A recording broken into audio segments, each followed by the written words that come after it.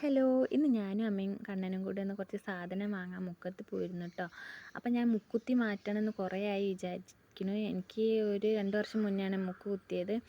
Ring ആയിരുന്നു കേട്ടോ. എനിക്ക് റിങ് ഭയങ്കര ഇഷ്ടമാണ്. അത് മാറ്റി വാങ്ങാമെന്നാണ് ഞാൻ വിചാരിച്ചത്. പക്ഷെ അത് കൊടുക്കാനേ എനിക്ക് മനസ്സില്ലായിരുന്നു. അതിനകത്തെ കല്ലൊക്കെ കുറച്ച് കളറ് പോയിരുന്നു. അല്ലാണ്ട് റിങ് എനിക്ക് ഒന്നും കൂടി സ്യൂട്ട് റിങ്ങാന്നാണ് എല്ലാവരും പറയുക.